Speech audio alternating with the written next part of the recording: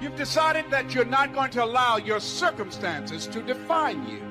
You've decided that you're not going to allow the events, the things, the people, life, determine who you become.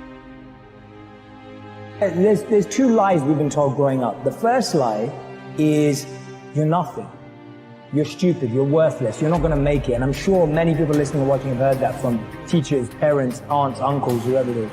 And then the other lie that we're actually told, and I don't think it's a lie, I think it's positive, but sometimes it's misconstrued, is you can be anything. And we all know that's not true too. And it's unfair because sometimes people get misled. And the Dharma point of view is you can't be anything you want, but you can be everything you are.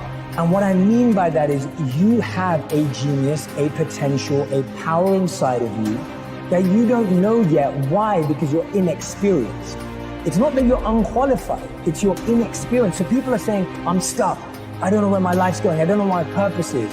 So you're perceiving yourself to be unqualified or underqualified. Actually, you're just inexperienced. You just haven't done enough things to let the magnet of your life tell you what it's attracted to.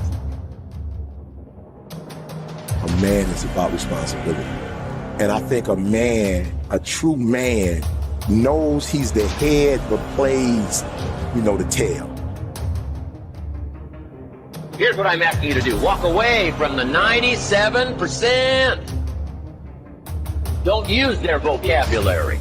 Don't use their excuses. Don't go where they go. Don't do what they do. Don't talk like they talk. It's not what happens that determines the major part of your future. The key is what you do about it. If you will start that process of change, do something different the next 90 days than you did the last 90 days, like picking up the books to read. Since we cannot change the circumstances, but we can change ourselves. What you have at the moment, you've attracted by the person you become. If you will change, everything will change for you. To have more, you simply have to become more. Start working on yourself, making these personal changes. It'll all change for you. You could be given the best opportunity in the world. And if you're not willing to work, nothing works. You want to get your work ethic so high that people actually admire you. I'm going to ask you a question right now. Do people know you because of your unbelievable work ethic? If you can't answer yes to that, man, you're not going to get in that top 10%. Dude, people need to know you for one major thing first. He works.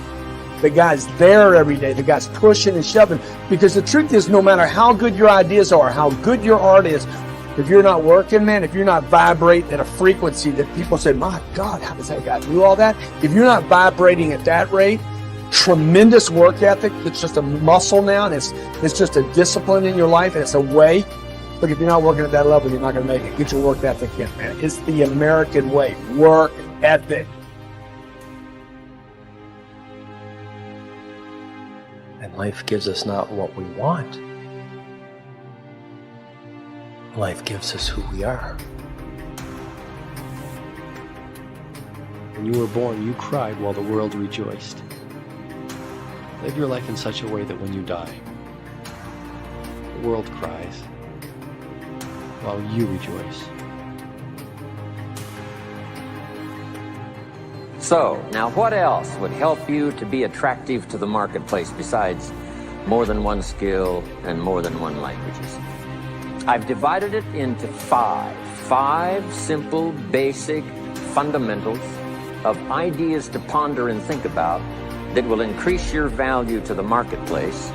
Could perhaps, like it did for me, multiply your income by 2, and then multiply it by 3, and then multiply your income by 4, and then by 5. And once you get there, it's not that difficult to multiply it by 10, because all you have to do is make sure you become more valuable and more valuable and more valuable. You don't have to work on the economy, because here's the first note. Each person's income is determined primarily by their philosophy, not by the economy. Once I understood that, then I said, well, I don't have to go to work on the economy. And the answer was no. You only have to go to work on yourself to make yourself more valuable. Albert Einstein said, imagination is everything. It's the preview to life's coming attraction. But guess what? Your imagination really is. It's the evidence of things not seen. Because your imagination, you know why it's the evidence of things not seen? Because you're the only one can see it. Your imagination is actually God showing you a preview of a coming attraction that he has for you. The moment you don't believe in your imagination, you negate what he got for you. Your imagination is the preview to life's coming attraction. It is the evidence of things not seen, because can't nobody see it with you. Your problem is you keep telling your imagination to the wrong people. See, if you want to kill a big dream, tell it to a small-minded person. It's dead. How many times, man, have you had a tremendous idea? Something you thought was the one, and you went and told it to your loved ones and your so-called friends, and they shot it down. I mean, you was convinced that it was just, oh man, I just came to you. And you told it to them and they shot it down. And you thought since they was your loved ones and their friends and they got your best interests at heart, you believed it. You was wrong. You let them talk you out of what God got for you. Some of y'all still sitting here with the ambition of opening a business one day, but you scared to go start the business because you got a job and you got bills. Rich people got bills. Everybody got bills. Hell, I got bills. Everybody owes somebody something. I got something with the bank right now. You're going to let the fact that you got some bills stop you from opening the business, the thing that God done put in your imagination? So you're going to squash that because you got bills. Everybody got bills.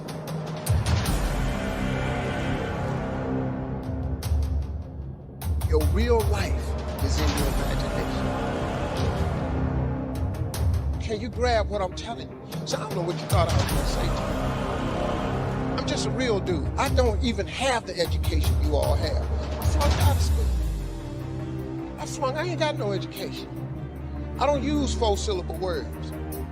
The only 4-syllable word I know is my bank account. What I'm sharing with you is stuff that everybody can apply today. If you're sitting in here thinking that you're too old to listen to what Steve, hell, I'm 60. I'm 60 years old, but I still rely on my imagination. See, if you think you're too old to make it, let me give you a prime example. Colonel Sanders.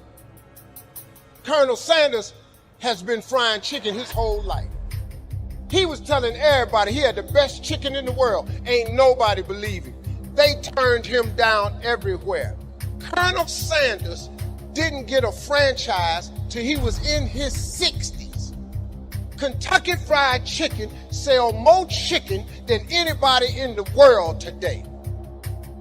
So if you're sitting there thinking because you got a little gray on you, you too late, as long as God waking you up in the morning, that's the sign that he ain't through with you.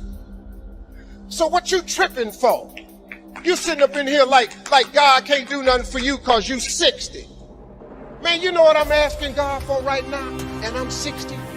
If you could see my vision board, you would be blown away. Because I got enough right now. I really know. But I ain't in the need business. I'm in the want business. Ain't nothing wrong with wanting something. Quit going down to these churches y'all sitting up in here going down to, keeping you in these little boxes. God got a big life for you. The only person ain't, look, and I love church. Don't get me wrong, I'm not knocking church. Don't tweet that. Steve don't care for the church no more. I didn't say that. But don't go down there, memorize all these scriptures, and then don't apply none of them to your life. That's what I'm talking about. Quit going down there just to go, and just get a couple of scriptures and apply them to you. The smallest scripture I ever read changed my life.